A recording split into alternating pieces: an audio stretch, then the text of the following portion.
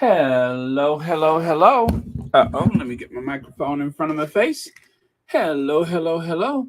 Welcome to Royal Sussex Live. Um, so here, um, this is what's going on. I'm having some work done here, and throughout the day, um, maintenance has been back and forth. And anyway, so I'm so glad I didn't start earlier because um, well, anyway, they work kind of late until 5 o'clock. So it's going to be like that for the rest of the week and probably um, February 3rd. So that should be the end of it. So it just doesn't make sense for me to be interrupted while I'm trying to work. And as much as I would love to come on earlier, it has just been a real nuisance. So but the important thing is the work is getting done and everything should be ship shape, top form, all that kind of stuff. So anyway, that's enough about me. Let me see here. 1960. Thank you so much for being first to join us here on Royal Sussex.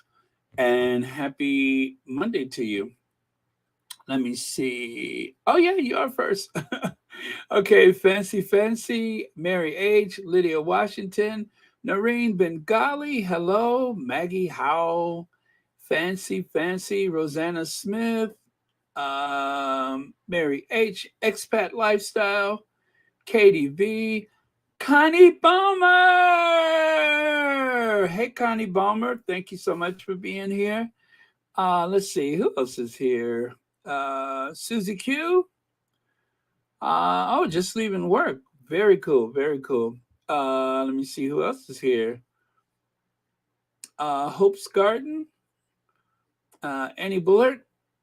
Okay, so I'm just gonna go all the way to the very last. Just wanted to say hi to the people that were here first, and then of course the last person here. Educate you too, and Mama Jane. Hello, Mama Jane. Thank you for being here. And Jacqueline Squash, the official chaplain of Royal Sussex, says, "Good evening, family. God bless our Sussex family as the Lord strong and mighty continues to elevate Harry and Meghan to higher heights. We must pray without ceasing for the Sussex family and Mom Doria." Well, thank you so much for that, Jacqueline Squash. And thank you always for the lovely prayers. And thank you for being here today. All right, so that is a lovely prayer from Jacqueline Squash for our faves and for each other as always. Thank you very much. Okay, so it is the 27th. So there is just one more day of Black History Month. And my goal has been to bring you some Black history, but it is a lot to try to take in. So, or should I say, to decide?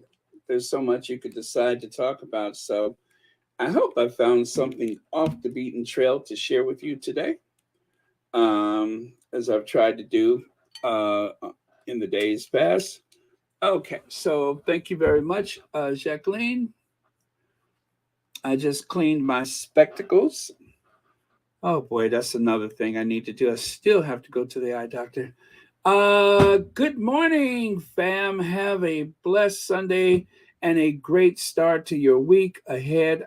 I will, by God's grace. Okay, so this lovely photo of someone who I find just absolutely beautiful, Dr. Shola. I don't know how I missed it yesterday, but I have, and anyway, it was such a beautiful image of Dr. Shola. I had to share it with you because, anyway, I love Dr. Shola, and I think she is just a wonderful person. And I did not want you all to miss having the chance to see it. So even though that was her good Sunday morning to everyone, wishing you all have a blessed day. I feel like, well, Monday is just as good a day as any to receive blessings. So thank you very much, Dr. Shola. And then here we have another doctor, Dr. Jill Biden. it has been reported that Jill Biden has just finished Harry's book. Now, right, Dr. Shola looks absolutely lovely. Let's go back to that for just a second. Hey, Shola. Yeah, she does look lovely. So, so, oh, I'm sorry. Let me go back to where I was. There we go. So, apparently, a very good friend of Harry, Dr. Jill Biden. As you know, Dr. Jill Biden, or I hope you guys know, that Dr. Jill is actually a military mom. She's a military mom, and she took over a lot of responsibility for Bo and Hunter after their biological mom died in a horrific car accident. Just as Joe Biden was about to be sworn in as a United States senator, he actually received, if I recall, I think he received his oath to join the Senate at his son's bedside or both sons' bedside. But anyway, the car accident changed the Biden's lives forever. And and just when Joe Biden thought he was never going to fall in love again and that life was suddenly turned upside down, that is when he met Jill Biden. And even though she was married to a United States senator, Jill Biden had committed herself to a fine education. And so she pursued her education until she became Dr. Jill with a PhD in education. So even while they were the vice president and the second lady, Dr. Jill Biden was still teaching English, I believe it was, to immigrants, which is a subject near and dear to my heart. I love the idea of that. So very cool. But yeah, so that is what I heard today. Unfortunately, I don't have any sound bites to share with you about that. I tried and searched in vain, but there was only the reports here and there that she mentioned finishing Spare. And it's good for Jill Biden, I think, and for anyone else who has connections to the military, whether they're soldiers or whether they have members in their family that have served. It is a good idea to share that book if you can. Uh, let's see here. So there you can see Joe Biden giving Harry's shoulder a bit of a squeeze. And there is, of course, um, Jill Biden. So I want to say Jill Biden has had more than, I think both Bidens have been to at least two of the Invictus Games, and Jill Biden possibly three. So I know she went to the one in London, right? I think that was the first time they connected was for London. And so maybe Jill three games and Joe Biden, maybe he's been to two of those occasions. So I'm hoping, well, of course, he's president now and he's very busy. Although that did not prevent Barack Obama from going to one of the Invictus Games. As you can see here, I don't know if you notice the different outfits, but let's go back to the beginning. Let me see, black jacket for Jill, black polo shirt for Harry. And then that top photo where Jill is wearing yellow, I believe that when Jill went to London that first time for the Invictus Games, she actually went to a reception at the U.S. ambassador's house. So I believe that was the occasion. And I'm going to guess that Joe Biden was on that trip because she's still wearing black. And of course, that's the Vogue cover. So I saved these photos, but I don't recall the years. And so I'm thinking that one there is Joe Biden and Prince Harry down in Florida. I'm guessing. And of course, yeah. So maybe not. Maybe not. Maybe that.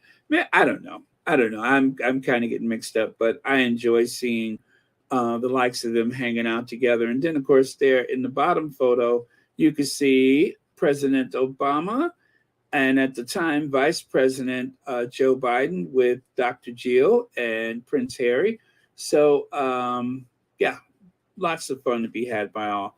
Now, of course, if you are to believe Joe Biden, that there had been some, and of course, this was all in fun, but there had been some talk around town about Harry hanging out with this blonde. And yes, I'm going to grab that video for you because that's one of my favorites. You got to love Uncle Joe. I can tell you, I'm happy he's married because he spent too much time with him. I don't know. I'm glad he's married. Been involved in the Invictus Games with Prince Harry from the beginning. Yeah, can you tell us anything about Prince Harry? I can tell you, I'm happy he's married because he spent too much time with him. I don't know. I'm glad he's married. So, of course, at that point, Prince Harry had been married. So, and Joe Biden was very relieved that, finally Prince Harry had gotten married. So that way he could find something else to do with his time besides hanging out with Joe Biden. So I love that video. All right. And so along with that, we have this. The Duke and Duchess of Sussex reveal pride in new announcement. The Duke of Sussex presented a special award at the weekend. The Duke of Sussex acted on behalf of Archewell, the organization he runs with his wife, Meghan Markle, as he presented a special award at the NAACP ceremony at the weekend. So you can see this is the only image that I've been able to find for them. Harry did the presentation electronically, and I believe that is, what is his name? Derek Johnson, I think, the president of the NAACP. And of course, Harry and Meghan received the NAACP President's Award last year, so that was very cool. I was beyond surprised and honored to receive this award, especially because I consider the inaugural recipient, Dr. Sophia Noble, a hero of mine. Nabiha said, being recognized by the NAACP and Archewell is quite humbling, given both institutions' commitment to equality and justice. How cool is that? And then right here, you can see the recipient in a better photo. For the second year, Meghan Markle and Prince Harry's Archewell Foundation is teaming up with the NAACP to honor someone who is creating transformational change in the digital world. This year's winner of the NAACP Archewell Digital Civil Rights Award is Nabiha Saeed, the CEO of The Markup, a nonprofit news publication focused on the impact of technology on society. So the technology's impact on society, that is something that I have been fussing about. I mean, I'm not sure. I'm not sure exactly what their interpretation is, but as you know, I am constantly preaching, do not let these digital things overtake your life and make you nervous and reactive and all that kind of stuff. So if it has anything to do with that, I'm all in. When we founded this award with the NAACP, we wanted to highlight and uplift people across the country who are transforming the digital world for the better. Nabiha Saeed is doing just that, harnessing her own expertise to push a safer, more inclusive online community. The Duke and Duchess of Sussex said in a statement, Nabiha and her team are shedding light on some of the most critical issues of our time, and in doing so, empowering all of us to reclaim some of our most basic freedom, truth, safety, and choice. Prince Harry and Meghan added, she's an inspiration to us and so many others. And we're proud to support her incredibly important work. So there you go. That is the recipient. In case you didn't get a chance to see her the weekend, there she is right there. She seems very nice, and thank you for the work you're doing. Okay, and then there's this. Courtney Cox reflects on Friends, her career, and yes, Prince Harry doing mushrooms at her house. I definitely wasn't passing them out, she said. Um, oh, let me pull that down so I can see that. Is that any better? Okay. All right, there we go. There was another bestseller that she was mentioned in that made even more headlines, Prince Harry Spare. Now, what she was talking about, I believe, was Matt Perry's book that she was mentioned in. As you know, Matt Perry was someone who was suffering from a lot of demons while they were filming Friends. And so he just wrote a book. And of course, she was mentioned there because for 10 years, was it? They worked together on Friends, and very successful show. So Harry Spare, in the memoir, he recalled once spontaneously partying at there we go, the Cox home and finding a box of black diamond mushroom chocolates in her fridge.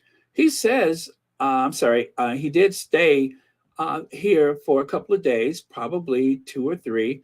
He's a really nice person. Note, she said he's a really nice person. She says with a laugh, so that's good that she was laughing. She also recently saw him at a party and wanted to say hi, but kept to herself since he was talking to others. I haven't read the book. I do want to hear it. Well, I guess she's going to listen to it, but I do want to hear it because I've heard it's really entertaining. But yes, it's gotten back to me about it. I'm not saying there were mushrooms. I definitely wasn't passing them out. So that was the only take she had on it. I thought that was very cordial and very polite. And you know me, I don't like when anyone is doing any harm to the Sussexes. So I'm always listening out. So apparently, she wasn't. Well, you know what? I don't know. But usually, if there's like someone from the tabloid media, and I'm not sure if I'm going to count this as someone from the tabloid, even though, well, it was in Variety, so okay, not.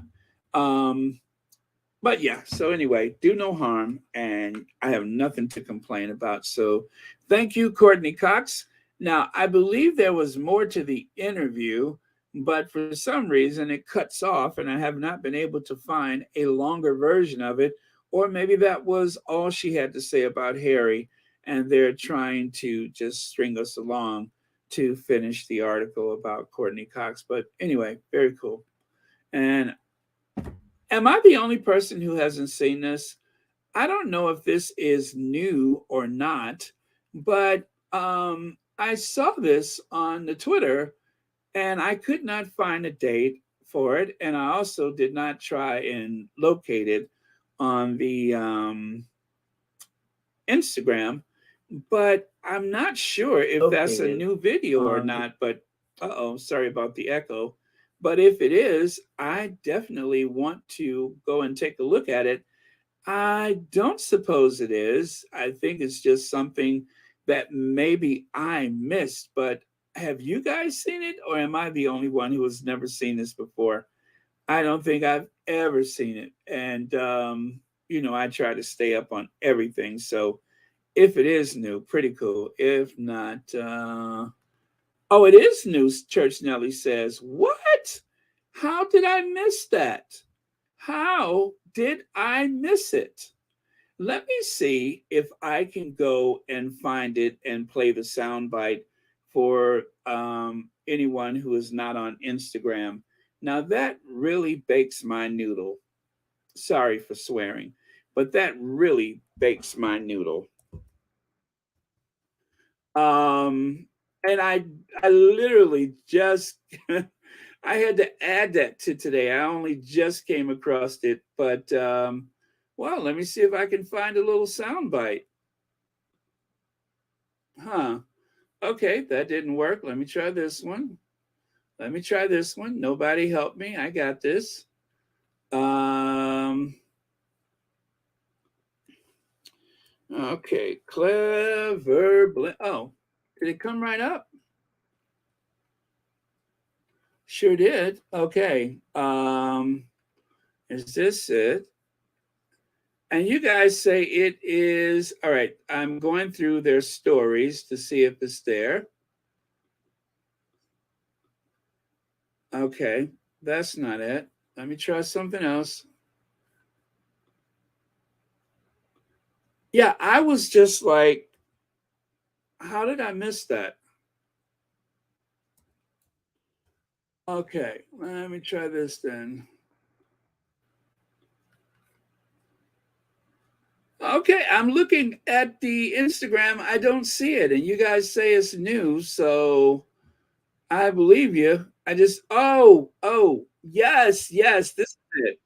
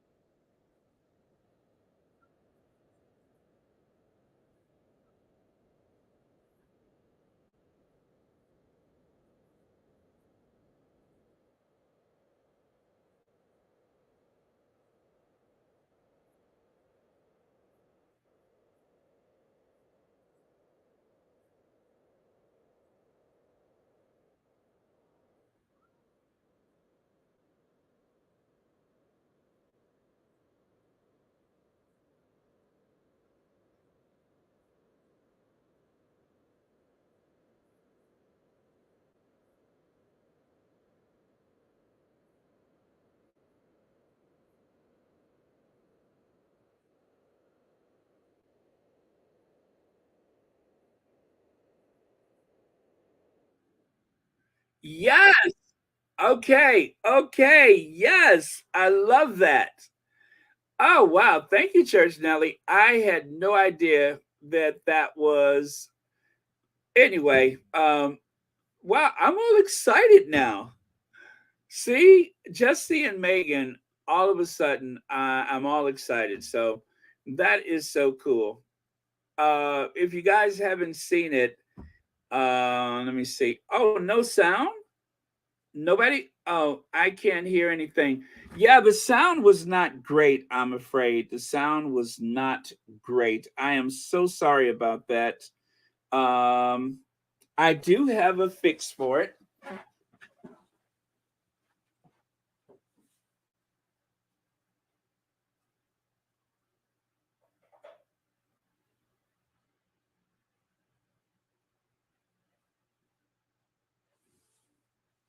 Okay, you guys, I do have a remedy for the sound. I mean, you could probably, if someone can get the link, I will put the link up. But in the meantime, let me see if I can be clever and do something with Clever Blend. Ha! I got it. I got it. Yeah, I thought it sounded kind of bad. So, but I have a remedy. I always have a hack. Okay.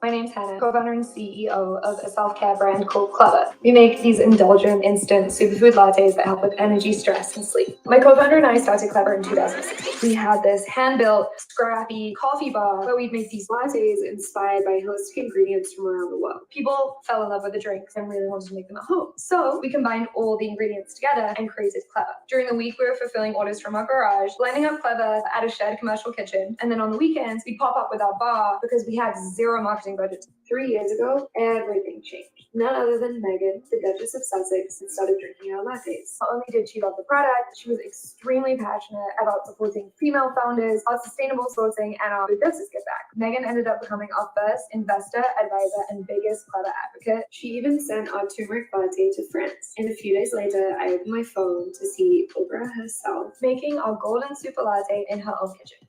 No big deal. We lost it. Our small but mighty team was 100% not ready for this and ended up selling out for 2 months. We then grew our team, launched amazing new products, and started to dip our toe into retail. We've now served over 6 million lattes, and we owe so much of that to the power of women uplifting women, especially in business where only 2% of venture funding goes to female-founded brands. We have big plans for the future and are committed to building Clever for you. Let us know what you want to see from us this year. We got you. Okay, I knew I had a hack. Okay, you guys, thank you so much for your patience. Just in case some of you all cannot find it, there is a little sound bite there. And if someone has the link for it that they can share, I will gladly put it up. You have to watch it on the Instagram, though. And anyway, how cool. I'm sorry, you guys. I'm just like way away from everything, but I just wanted to I wanted to share that.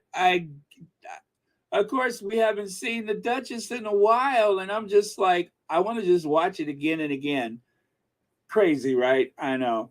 But I am going to watch that repeatedly tonight, taking in every detail. Well, look, I'm going to take in every detail like oh, okay, all right. I'm going to take in every detail like a, wait for it.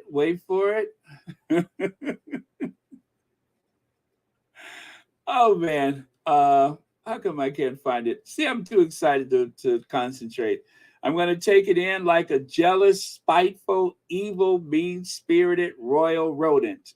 As a matter of fact, I'm going to take in every detail, but I am not going to do like Easter Island and make up stuff or like that troll and say that she's only doing it because she's from Hollywood. No, but that was a nice surprise. Wow, and so weird. I only just saw that before I came on. All right, you guys.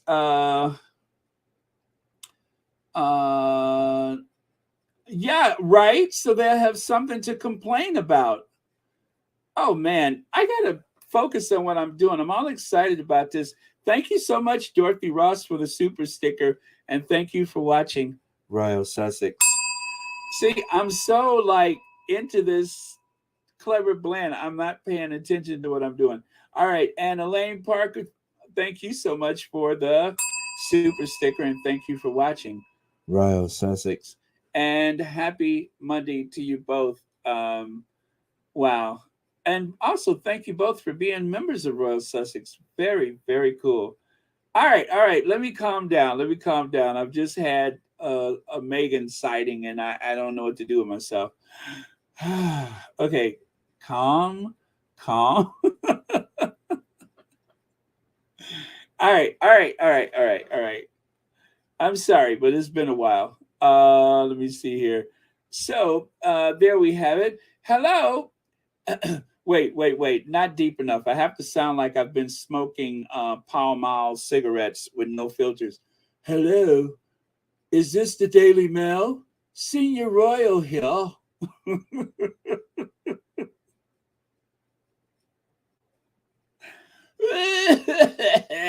Hello. This is Her Royal Highness Camilla, Senior Royal here.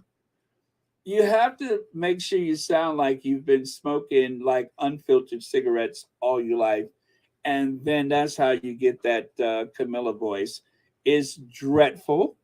It sounds, fatal, but that's the Camilla. Jennifer Clark, thank you so much for the super sticker, and thank you for watching Royal Sussex. And Rick, thank you for the super sticker, and of course for watching Royal Sussex. Happy Monday to you both. Camilla here. Wait, no. Hello. Is this the Daily Mail? Senior Royal here. One of the squatties, I think it was, posted that on the Twitter. I thought it was hilarious. I thought that was hilarious. So anyway, if you are the undisclosed squatty that made this, thank you so much. That was pretty funny. And then, of course, Britain, where the people pay for a fairy tale, but the wicked stepmother get to live happily ever after. Obviously. Well, we'll see about that. It's not the coronation day yet. And I have a feeling, you know what, guys, I keep seeing images of Princess Diana everywhere I look on social media. So I don't think the fact that Princess Diana, her presence, and of course, you got this person, this silky chicken that seems to have taken over her life. I think that there's going to be more and more people reminding the institution, reminding everyone that that was supposed to be Princess Diana. That was supposed to be her fairy tale. But anyway, I'm not going to get all into that again because you know how I feel about it. So let's go on to this. All right, this was a Screen Actors Guild. I don't know if there was a reason why they are all wearing yellow, but I have to say they all look absolutely magnificent. You got Angela Bassett. Why do I always go blank on her name? Angela Bassett and Viola Davis, and is that Nash? No, Nash. Nikki Nash, Nene Nash. I can't remember her name. But anyway, they all look amazing. And what I love about this is that Niecy Nash, right? Thank you, Joanne Baker. What I love about this is the fact that, I mean, let's face it, they're older and still they look elegant. They're not wearing, anything frumpy, right? It's not frumpy. It's very tasteful and very elegant. But they weren't the only ones. The two ladies there, Jolie, I knew I wouldn't remember her name. I never heard of her. Jolie Fisher and Lisa Ann Walter. I mean, come on. They were not playing. They came and they served.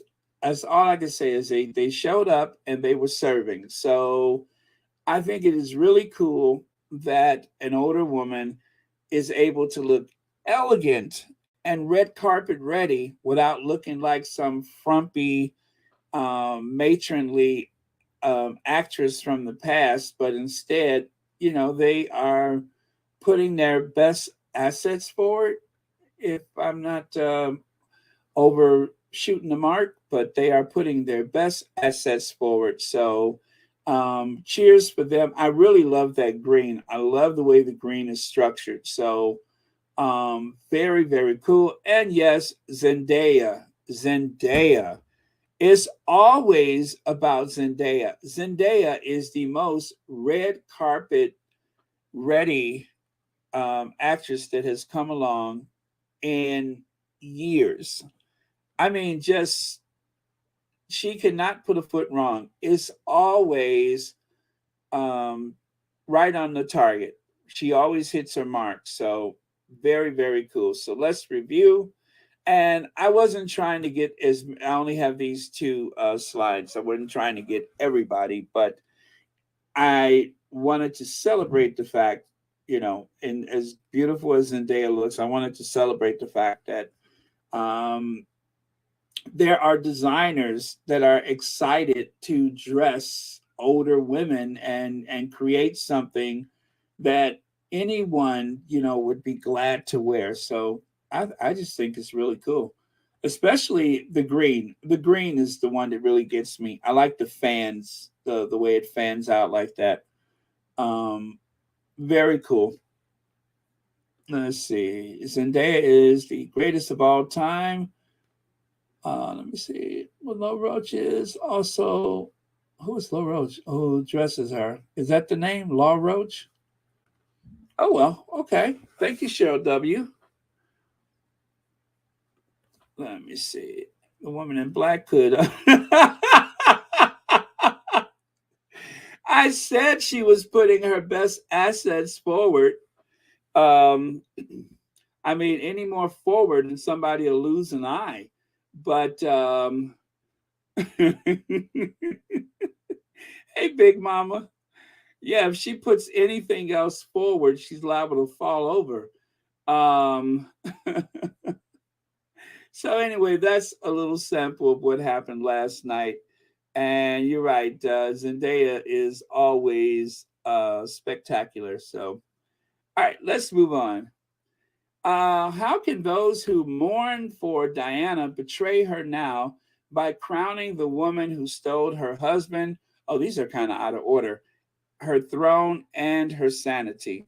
That is a good question. I am going to be working on that for a while. I mean, not necessarily on Royal Sussex, but just in my head. You guys can tell that this is just bothering me. I am bothered by it. And I'm not wishing anything bad on anyone, but but that's all I'm going to say. But I'm not wishing nothing bad. I don't want anybody to have someone step on their train and rip their hemline and or tear the bodice away from their skirt and they're standing there exposed in their petticoat. I'm not wishing anything like that happens. I'm not hoping somebody catches the hem and trip up the steps or something like that. None of those things have entered my mind. I'm not wishing anything like that on anyone. I don't want anybody to, have somebody snatch stolen jewels off the top of their head or.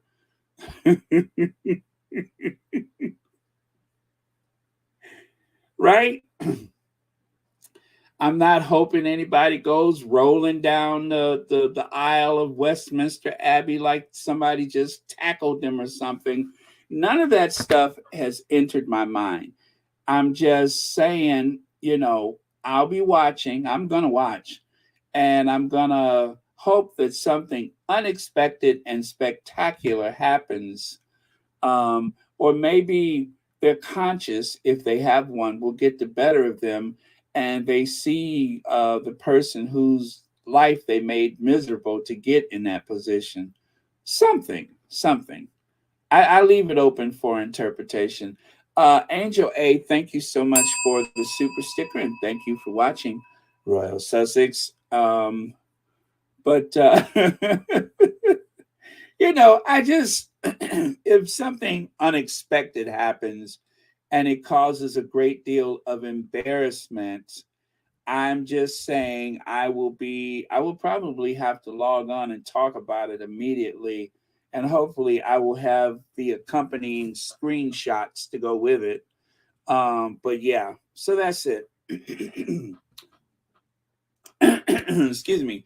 Bruce Oldfield is a perfect but also risky choice to design a queen consort coronation gown. Like, you mean if he put just the least amount of stitches and something falls apart during the coronation? Is that what they mean? The British designer is also synonymous with the late Princess Diana of Wales, for whom he created more than 100 gowns. Again, that is just weird and kind of yucky, and I am very bothered by that. I'm working on it. I'm going to have to do some soul searching to put this travesty behind me. When the Queen Consort is crowned at May's coronation, it will be a moment that symbolizes her taking on the biggest job of her life. At 75, that is, it seems fitting. Okay, let me see right here. That the man who is, I was about to say that the woman that stole Princess Diana's life, that the man who is reported to be dressing her will be a fellow septuagenarian, somebody else in their 70s, putting the cherry on the cake of the illustrious career as one of British society's most beloved designers. He himself is biracial, you guys. And with the royal family, you always have to look for something to be a message or something nefarious or something, it's almost like they're practicing witchcraft or something. She chooses someone who's also biracial, someone who designed for Diana. So there's two boxes to check right there. Biracial, designed for Diana. You know what I'm saying? All of this is so deliberate. In Bruce Oldfield, Camilla is at once choosing the safest possible pair of hands for her gown that will be one of the most significant of her life. But she is also taking an interesting risk. Oldfield is also synonymous with Princess Diana, the late Princess Diana, Princess of Wales. Oh, anyway, let me get out of here. I'm sick of this already. Shelley L says, I listened to the audiobook again. I noticed that after meeting with Charles and Camilla, that Harry and Meghan's relationship was leaked. I hear you, naysayers. Exactly, because we know that someone who obviously was in the bed with the tabloid media has been leaking things, repeatedly leaking things. And as Harry said, isn't it interesting how after they, would have interactions with her, then all of a sudden things were leaked, So that's not just by chance. That is, surely the fact that someone within the camp, if you want to say it like that, or Camilla, oh, excuse me, or perhaps someone in the family, Camilla, oh, excuse me, sorry about that little dust. Someone leaked the information, someone very close to all parties, I would say. Thank you so much, Legs, and thank you for the super chat and for watching Royal Sussex. So I'm going to move on to this one. Richard K. This is another Dickie. Richard K. says, why I fear it was unwise for King Charles to let himself be caught, oh boy, up in Brexit politics by meeting Ursula von der Leyen in Windsor. Now, this is what's weird about this. They say that, the palace is saying that it was number 10, the Prime Minister's office, who insisted Charles should meet with this politician.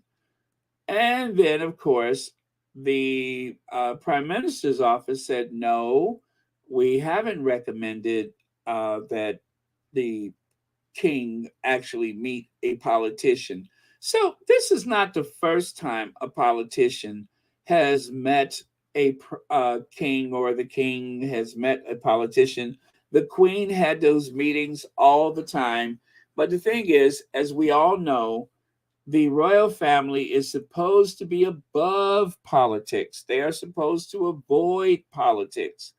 But if you notice, Her Majesty the Queen is wearing the hat with the blossoms showing the, what do you call those? Whatever that is, the pollen or the spores. What do they call those? Anyway, the hat seems to be a nod to the European Union, as though the Queen was giving her speech at the Palace of Westminster, and she was trying to signal to people that the Brexit was a huge mistake and to stay with the European Union. So that was one of the Queen's ways of conveying her thoughts, aside from the weekly meeting with the Prime Minister, I suppose. But is this just by chance? Is that just the style of hat that she's wearing? And the fact that she's wearing blue with those little yellow blossoms that kind of looks like she's dressing up for the European Union, is that by chance?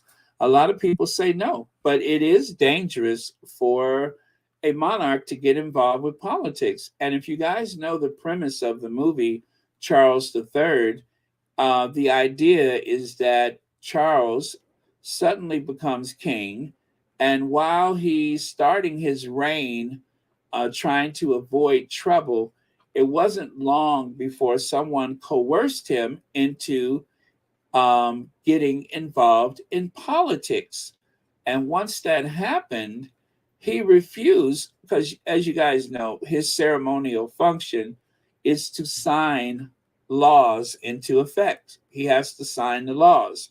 Just like the president signs a law, the sovereign signs the law. And of course, a council of state may sign on his behalf or act in his behalf, especially if he's incapacitated. I believe that's how it works.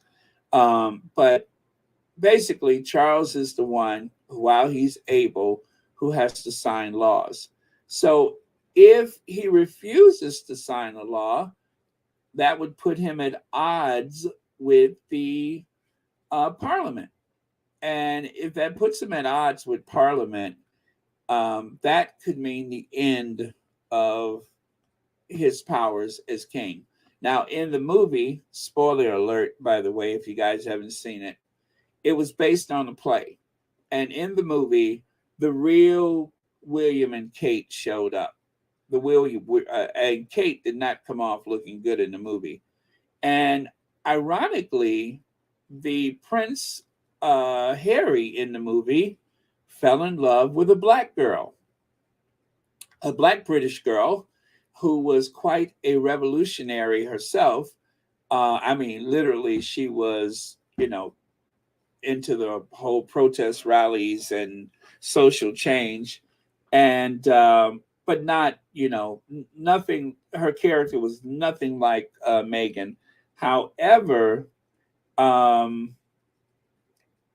it had some parallels to real life. So unless Charles wants to go down that road, he had better be careful, because there were warnings about him years ago writing letters to ministers and getting involved with politics.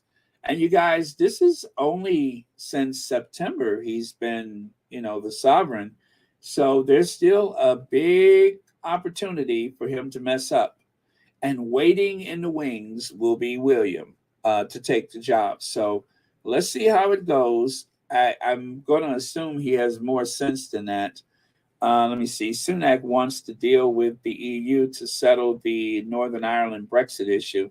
Yeah, because if I'm correct, I believe there was something about putting checkpoints in Northern Ireland again.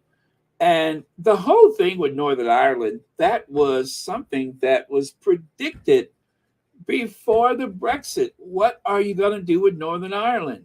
Nobody had a good answer and nobody cared. And now that is like a huge point of contention amongst all parties, is what's going to happen to Northern Ireland. And didn't they just elect a new leader for Northern Ireland? A new like autonomous first minister or something like that. Did I see that? I didn't even know they had that. But yeah, and that first minister is not a royalist, if I'm correct. I believe the elected official is not a royalist. So go figure that one out, will you? This is going to be interesting, though, and I'm here for it. I can't wait to see what happens. Oh, let me see. Nothing will ever go well for these wretched racist people until they make amends for the hurt that they caused. Diana's son and his family, they have blood on their hands. All right, cookies and cream. Let me see here. Okay, that's not for me. Kathy Gabby says, Baron, this might be a bit dark, but Diana left this life in the prime of her life Stunning Princess Camilla will never be able to compete with that youthful beauty. Let her keep trying and failing. Uh, I think for Queen Camilla being Queen Consort, or now the Queen, that's her interpretation of pretty. Not a physical beauty, but just, the attention that comes with the position.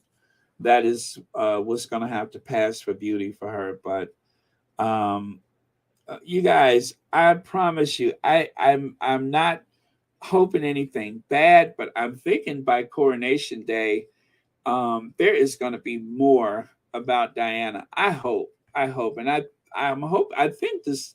Some people in the squad are going to do their best to remind people exactly, how she got there. Even though the tabloid media is going to do her a solid and not, you know, harp on that. Um, I intend to talk about it as much as I can. Let me see. Baron, did you see the article about Eamon Holm being, oh, is he blind in one eye? I saw that picture of him with his eye closed and everything. But oh my goodness, that's terrible. That's awful. I hope he's gonna be okay. Oh my goodness, that's thank you for sharing that, Rochelle Baudreau. I did not hear that. I knew I saw a picture of him with his face all up in the camera, but I didn't know what was going on. So it was like a squatty, But oh my goodness, that's oh man, I'm gonna have to light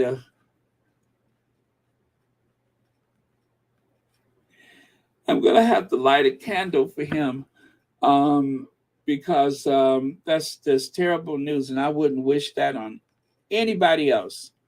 I mean, on anybody. I wouldn't wish that on anybody. Anybody. I wouldn't wish that on anybody. So Sean says, "Oh, have you been communing with the Queen on the other side again?" Let me hold on. Let me do this. I gotta get into character. I gotta get into character. Hold on a second. Um, all right. I think we've done it.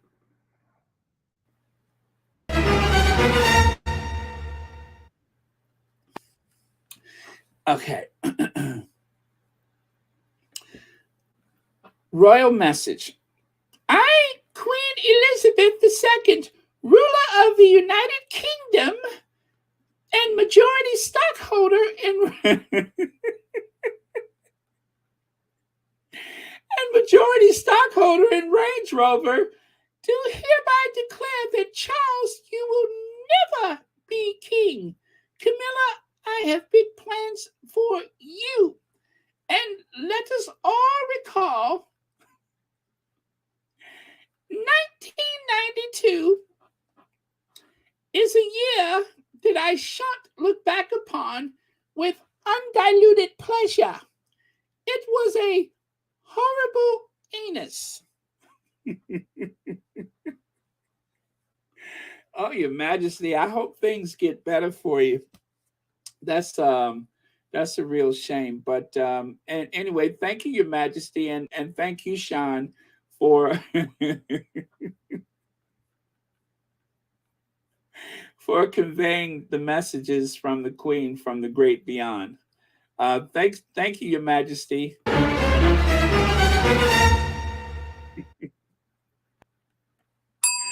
All right. Well, I tell you, I didn't hear from the Queen that much when she was alive. And if I hear her mention 1992 one more time. Okay, so Howaway Nichols, thank you so much for the super sticker. And thank you so much for watching Royal Sussex. Happy Monday to you. Thank you so much for being here. Okay. Yeah, 1992 was a rough year. You got to admit, it was a rough year. Ingrid says, oh, let me get rid of this one and go back over here. Ingrid says, may the good Lord bless and keep Baron. Oh, thank you so much. And it's a great pleasure to listen to Royal Sussex every day after midnight from the Netherlands. Wow. It's after midnight there. That is very cool. Now, will you guys have a chance to see the aurora borealis or the northern lights? Because I hear that some people in Europe are actually going to have an opportunity to see that, even though they normally are not able to see them. But I think they're going to be a little lower on the globe. So I hope you get a chance to see that. I've never seen it before, and oh my goodness, that would be incredible to see that. But thank you so much. That was very nice, and thank you for being a member of Royal Sussex. Okay, but yeah, I tell you that 1992, Lord have mercy. So right here, King's coronation in crisis after Elton John and other A-list celebs turned down chance to appear. Well, King Charles' coronation concert hit with a blow as Elton John, Harry Styles, and the Spice Girls all turned down a slot to perform in star-studded lineup. So, been talking about this, love repeating it. Let me see, is there anyone new on that list? Nope. But remember, Saturday, March the 6th, they're going to have a celebration for, I'm sorry, not March, but May, Saturday, the 6th of May, 2023. They're going to have a celebration for Archie's birthday, which will coincide with a coronation or jubilee or something like that. And also, they're going to have a protest rally. So you got all those things going on, a rally, a coronation, and a birthday celebration, all happening on Saturday, the 6th of May, 2023. I am torn. I don't know which one that I'll go to, but I think Yellow T-shirt guy is going to be at the March for Independence. So I might have to go to that one. Just in case someone pulls a muscle or something, I will be prepared on the sidelines with hot massage oil. So let's see. 1960 says, Baron, I keep seeing on Twitter that the Daily Fail is saying that Will is incandescent. Okay, I saw that, and the language in that is, oh boy, I saw that one. I think someone actually reimagined that article, and everybody in the squad has been sharing it. Now, the description of Camilla, even a bit much for my taste. I did not share it. And of course, if you look at the photo, you can see the photo is not exactly lined up to the actual story. So that was someone's reimagined story. And of course, the fail would not print the words as they were written. So, but I did see that, and you're right, it is seen a lot all over Twitter. But yes, I don't even know who started that one though, but somebody said some pretty nasty things about Camilla, which is amazing because I thought I was I thought I was kind of heavy-handed with that old thing, with that old empty billfold. But no, there was someone who had more adjectives. Well, not so many more adjectives, but it was just the wording was a bit, much. So, yeah. So, yeah, I did see it, and I was just like, wow, somebody's caught up in their feelings. Ethan's husband is here. What's up, Ethan's husband? So, you guys, I just want to remind you that back in 2010, Prince Charles and, his, what do you call it? Registered, what is it? The emotional companion, Camilla, went to the Royal Variety.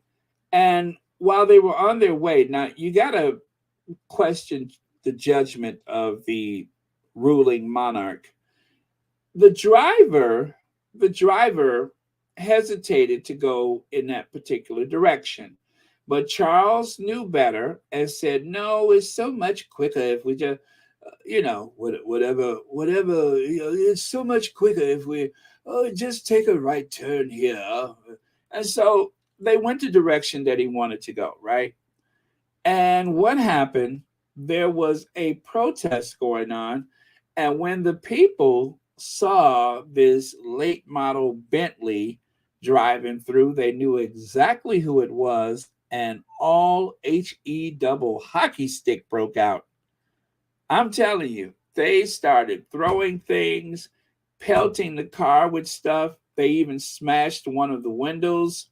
And as you can see, Camilla almost laid up. She almost laid an egg. That silky chicken almost laid an egg. That's how upset she was. I mean, you could see her face just that.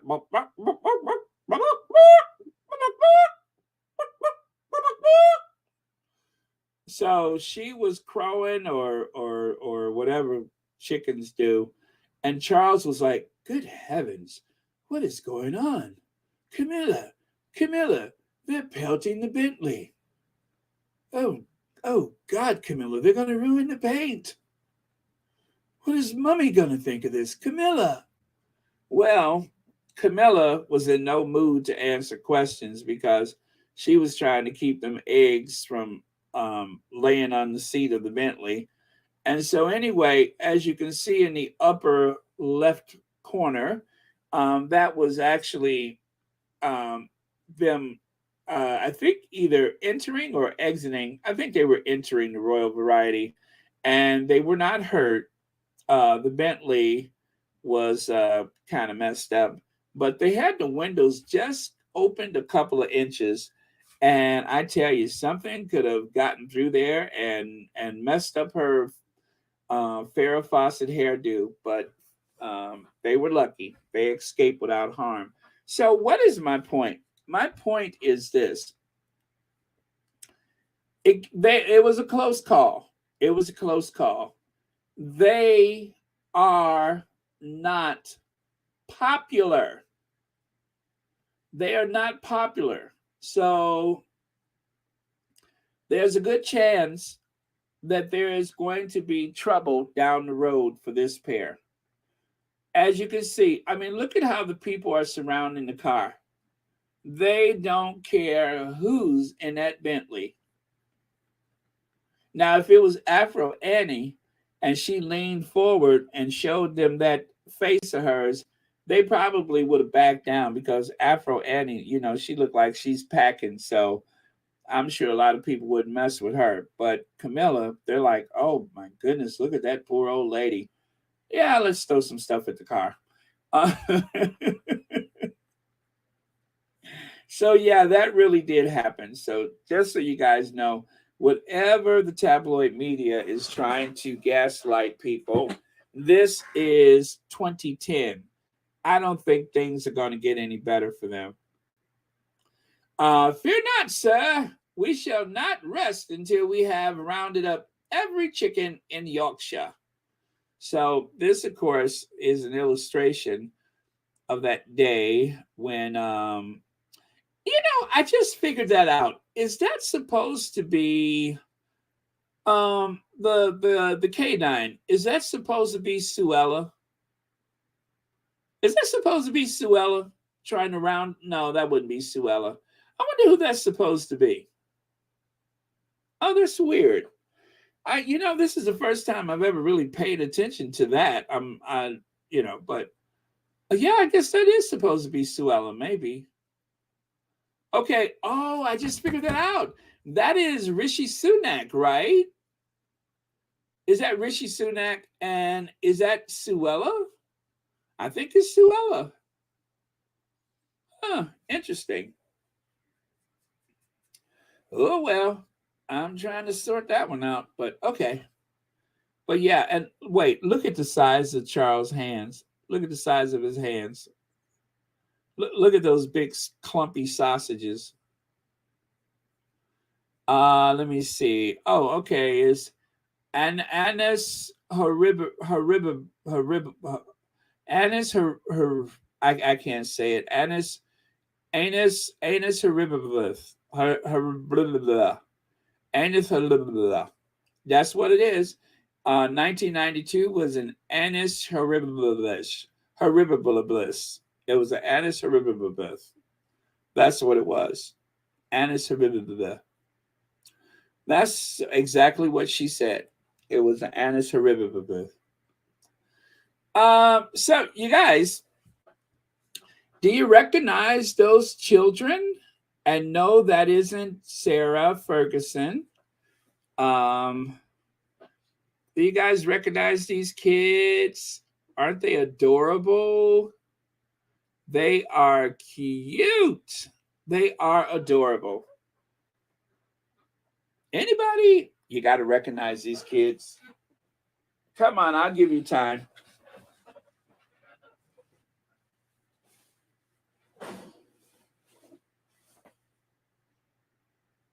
Take your time.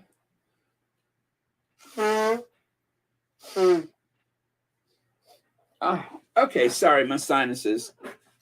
Yes, okay. I just looked away for a second. Looks like Mo Shannon was first with the Peanut Gang. Yes, it's the Peanuts. Well, check this out. In response to this tragic event, in 1968, the world lost two of its most influential men. The Reverend Dr. Martin Luther King Jr. was assassinated, and assassinated in Memphis, Tennessee, on April the 4th, and Robert F. Kennedy assassinated in Los Angeles on the 6th of June. June the 6th. Civil rights. Oh my God, let me see this. Civil rights and race relations were major topics throughout the nation. During this period, Schultz exchanged correspondence with Harriet Glickman, a teacher and advocate, regarding the addition of a Black character in the Peanuts comic strip. Realizing the weight and responsibility such a character would have, Schultz introduced Franklin on July the 31st, 1968. Now, I love this story. Very interesting. Well, let me see here. So that is Harriet Glickman. And it's just incredible to know that one individual could write a letter and change things in such a dramatic way. So apparently, oh my goodness, since the death of Dr. Martin Luther King, I have been asking myself, what can I do to help change those conditions in our society which led to the assassination and which contribute to the vast sea of misunderstanding, fear, hate, and violence? As a suburban housewife, the mother of three, and a deeply concerned and active citizen, I am well aware of the very long and torturous road ahead. I believe that it will be another generation before the kind of open friendship, trust, and mobility will be an accepted part of our lives.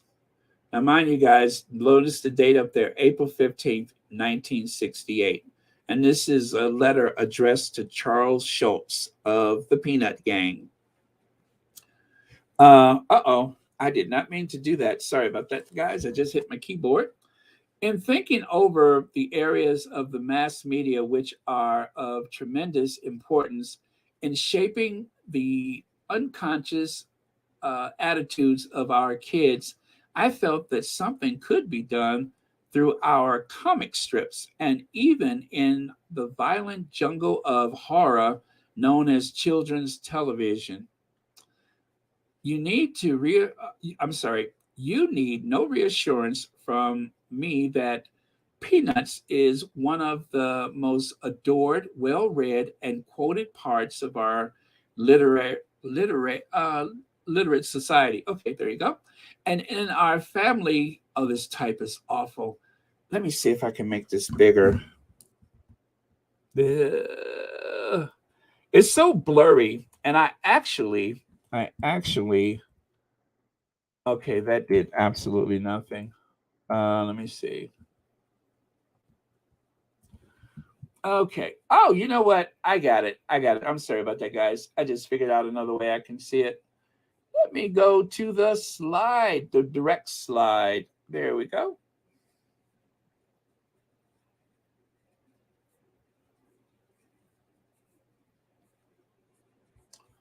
Yeah, the type is very, very blurry. Okay. So yeah, this is better.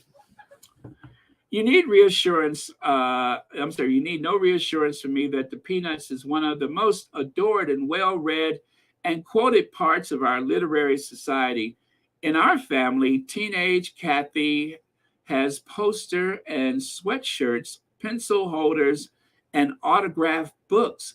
Paul, who is 10, and our Charlie Brown little leaguer, has memorized every paperback book, has stationery, calendar, wall hangings, and a Snoopy pillow. 3.5-year-old Simon has his own Snoopy, which lives, loves, eats, paints, digs, bathes, and sleeps with him. My husband and I keep permanent Peanuts cartoons, all on desks and bulletin boards as guards against pomposity. You see, we are a total Peanuts orientated family. It occurred to me today that the introduction of a Negro children into the group of Schultz characters could happen with minimal impact. The gentleness of the kids, even Lucy, is the perfect setting. The baseball games, kite flying, yes, even the uh, patriotic service. Let me see, lemonade stand, and would accommodate the idea smoothly. Sorry, you guys, this type is very, very bad at the bottom. Sitting alone in California suburbia makes it all seem so easy and logical. I'm sure that one doesn't make radical changes in so important an institution without a lot of shock waves from syndicates, and that, of course, means newspapers, clients, etc. You have, however, the stature and the reputation which can withstand a great deal. Lastly, should you consider this suggestion, I hope that the results will be a more than black child. Let them be as adorable as the other children, but please allow them a Lucy, sincerely. So, this is a letter to Charles Schultz, and she was asking for Franklin. And so there is Charles Schultz. He decides to respond to her. Thank you very much for your kind letter.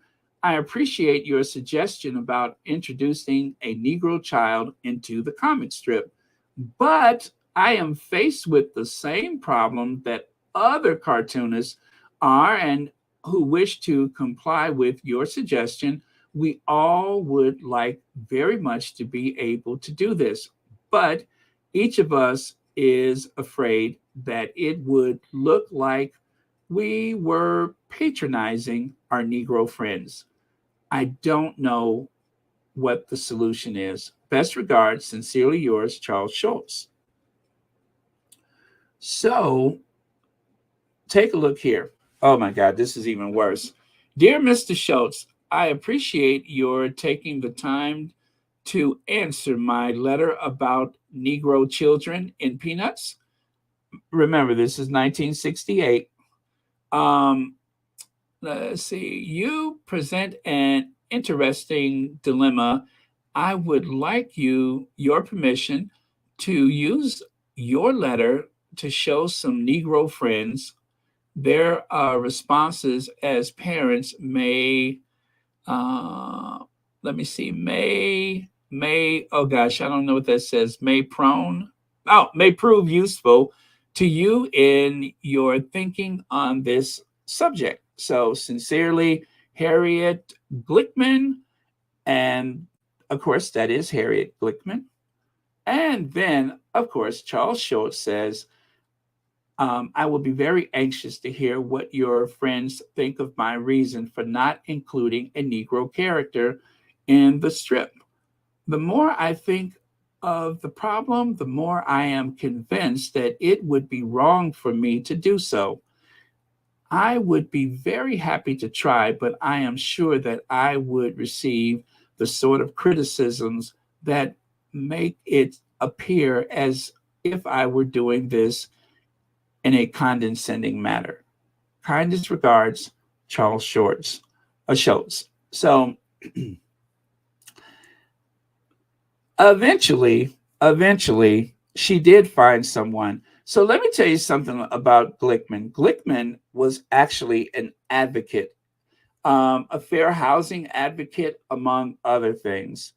And Glickman had Black friends. Of course, they used the term Negro, but they had Black friends. And one of those friends happened to be this guy right here. Now, this guy, his name is Kenneth C. Kelly. Kenneth C. Kelly would be a powerhouse in his own right because this guy actually worked for Hughes Aircraft. He worked for Hughes Aircraft, and he and his wife and his family desegregated a community in California. And so that's how he was associated with Glickman. So Glickman had him also write a letter to Charles Schultz. And he told Charles Schultz, he said, if you add this character to the Peanuts, it will give my children a chance to see themselves represented in other ways beside the scenes in a jailhouse or some type of poverty setting. And I can barely see that one, so I'm not even going to try. When I did it earlier, I could, but now I can't even make that out. Let me see. No, not. So, but anyway, I did read it earlier, and that's what it said. So, take a look here. Dear Miss Gluckman, it's Glickman, but I think he got confused. You will be pleased to know that I have taken the first step in doing something about presenting a Negro child in the comic strip during this week of July 29th. I have drawn an episode which I think will please you.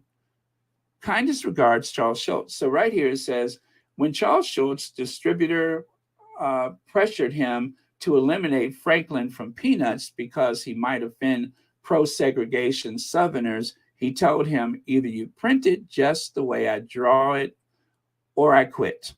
How's that? And of course, they did either keep it or not run it, but most of them kept it. And this is the original introduction of Franklin. And Franklin, as you can see, they used those lines to create the darkness for his complexion. Well, at the time, the printings were very primitive. So to convey skin tone in a comic strip was not easy to do.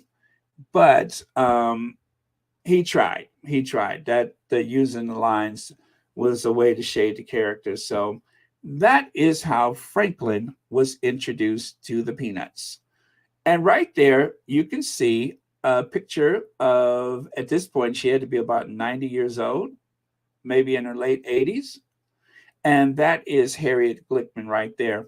And the kid that she's in an interview with up there at the top, that is, oh my God, I forgot the kid's name. But that young man actually played Franklin in a Charlie Brown movie. And so they got very close because they did a lot of interviews together. And so that was a chance for the Peanuts to have representation. It was done in response to the assassination of Martin Luther King. And of course, Robert Kennedy also died that year. So that I thought was a pretty cool story. Eva, thank you so much for the super sticker. And thank you for watching Royal Sussex. If you read if you read the strip, you would know me. Everything I am goes into the strip. All of my fears, my anxieties, and my joys. And that is Charles Schulz, who passed away in 2000 at age 77. And this I found surfing the web is called Dear Mr. Schultz. And she is known as Hero Harriet Glickman. So this was an art project for a high school, right? I think it was a high school. And the student wanted to celebrate Harriet Glickman. So I believe that this is, I think it's done with watercolors and also layered and pasted or something like that. But very cool. It says mixed media celebrating Harriet Glickman. Yeah, it is high school. But yeah, I thought this was a very cool story.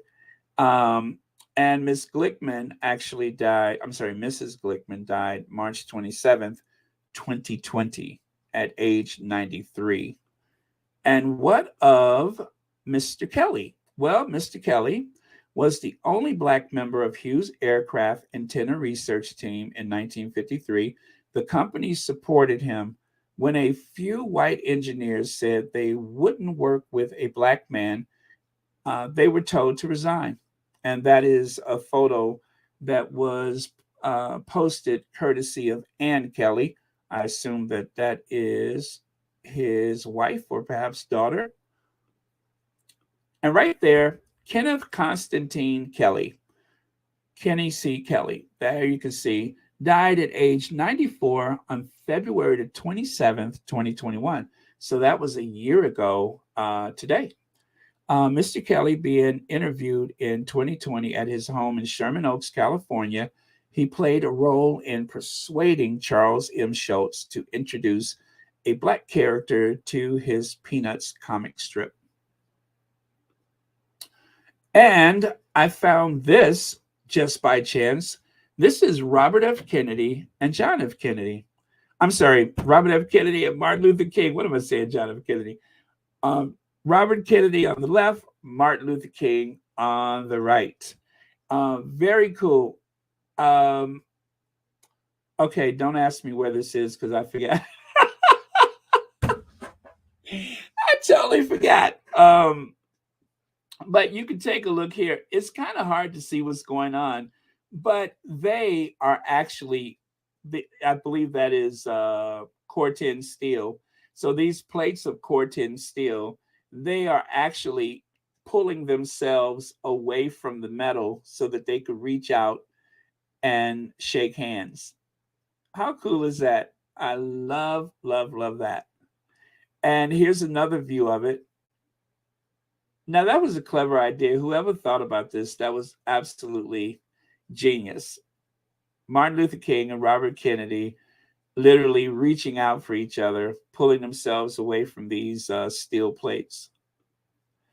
And it reminds me, of course, of the Embrace, which I still think is a fantastic artwork, even though the internet makes us hypercritical and we have to criticize everything. But I think, I believe that being able to embrace or be embraced by the kings just by walking through that sculpture and sharing their embrace is something otherworldly. So that is the idea of it. You have a chance to literally walk through their embrace.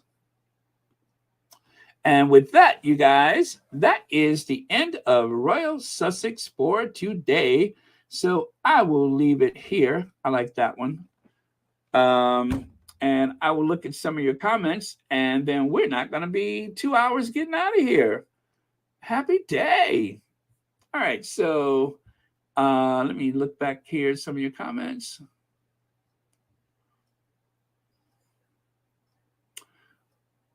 Oh, depicted him as a swimmer. Yeah. You know what, Black Queen? I'm going to tell you what I think about this. Perhaps Charles Schultz was old enough or remembered stories about the riot in Chicago when there was a black kid at the beach, right? And that, I believe that was 1919, but maybe he heard about that. Well, the idea of black kids and white kids swimming in the same waters is something that, always caused a lot of friction. Well, in Chicago back in 1919, there was like an imaginary line on Lake Michigan where the blacks had to stay on this side and the whites would swim on the other side. What's so crazy is that it's the same water, right?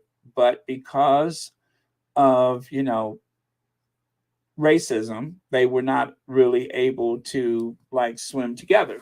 So there was they said that the black kid it was a young black man. He was pelted with stones and other things. And I can't remember if he was injured or killed, but that caused a race riot in Chicago that cost the lives of a lot of people. It made the news all over the world. And I'm going to just, use my imagination to say that perhaps that type of thing was the inspiration for Franklin being a swimmer. I'm guessing. Riot sweep Chicago, gun battle and fighting in the streets keep the city in an uproar. 4,000 troops in armory ready to patrol streets. Scores are killed. That is the Chicago Defender, a black newspaper. Let me see. Race riot told, yeah. List of slain in 4 days of rioting. So, yeah, that was August the 2nd, 1919. So, I doubt if Charles Schultz would have any memory of that, but certainly he probably knew the history. And because of that, I believe that's why I'm just guessing that that's probably why he made Franklin a swimmer. Let me see. Oh, okay. I'm sorry. I saw that one already. Very different that the Dilbert cartoon. Yeah, the Dilbert guy.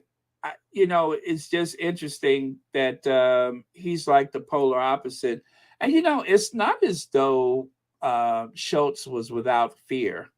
He was afraid of what would happen. I don't think he, had that kind of a fear. But the thing is, he was syndicated in all these newspapers, and he knew that there would be a backlash. So, for that reason, he was hesitant to do it. But fortunately, Glickman stayed on his case, and so it started off with her letter to him, and then he wrote back.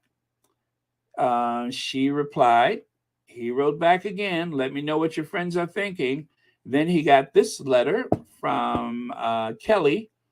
And then eventually, you will be pleased to know that I have taken the first steps in doing something about presenting a Negro child in comic strip during the week of July 29th. So that is how that timetable worked out.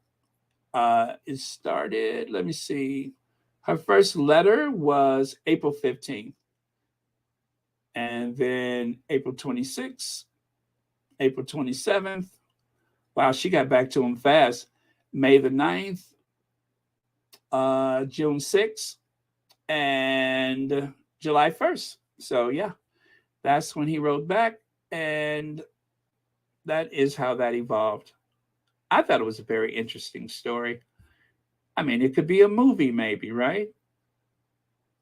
Like maybe like I would say it would be good for Netflix, maybe. Let's see. Cookies and Cream says, I love Charlie Brown and the Peanut Gang. I used to look forward to watching them growing up. I still have their books. What is it? The Great Pumpkin? The Great Pumpkin. That's my favorite, is The Great Pumpkin. Every year they're waiting for The Great Pumpkin. Kathy Gabby says, Baron, I really appreciate the background story to the Peanuts and Franklin. Always enjoyed those rambunctious kids. Still do. Thank you very much, Kathy Gabby. Let me see here. I heard what that guy said. Dilbert said he wasn't supporting blacks. A lot of those folks feel that way after we made them rich. Right? Right? Yeah. I mean, black people are consumers. Let me see here. Camilla was the original pigpen, still carrying the dirt of her sordid affair. You get a bell for that. You get a bell for that. Let me see. Donatella merely mimicked whatever the man expects her to Little Mac. What was that one about? Okay, let me see. I just got my license renewed and my voter registration. I will vote to the end. Very cool, Joya Moore. Let me see. Ruth Lopez says, I don't get how they say they loved and respect Elizabeth. They adore Diana, but they'll let Camilla shove her way over everything. She's taking over the nation. Camilla seems to have the chokehold. Literally, she has a chokehold on everything over there. It all comes back to Camilla. If you pull on the thread, it's going to lead back to Camilla. If you look at Archie and Lilibeth's fingers, they have inherited. I don't think so. I don't think so. They're just children. No way. Don Lemon is talking about moving to go to a better school years ago. The Dilbert used that statement to say even blacks do not want to live with other blacks. What? That's the first I've heard that.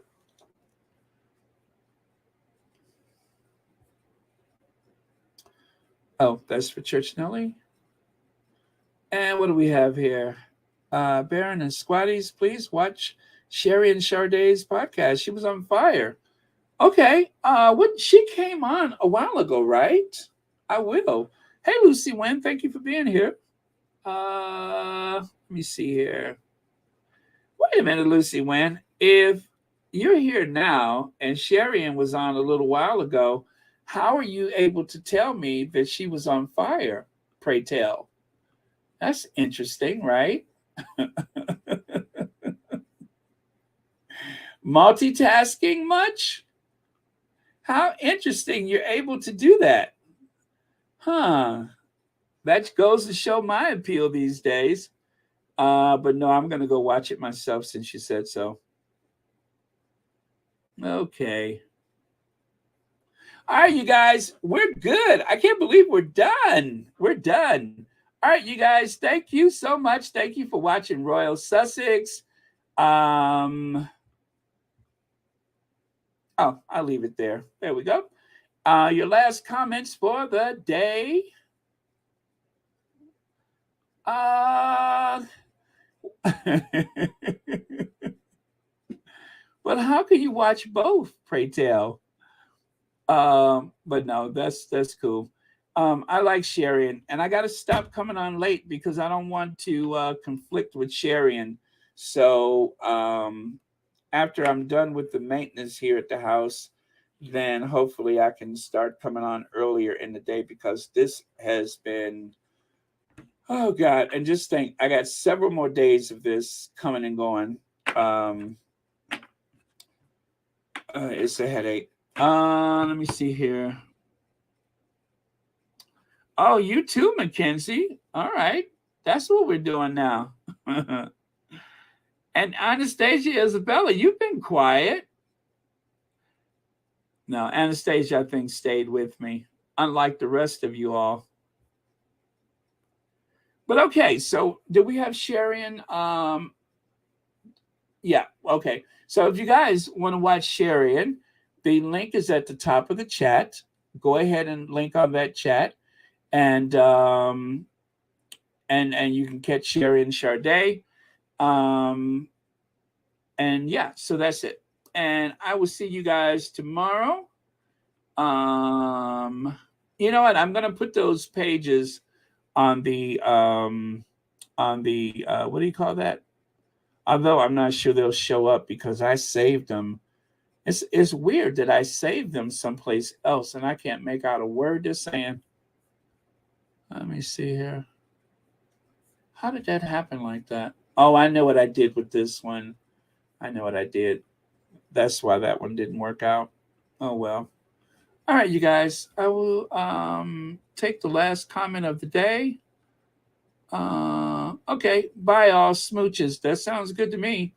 And with that, love to our queens as per usual. And we are going to Ginger Avenge. Love you guys. See you all tomorrow. Okay. And cue Ginger Avenger.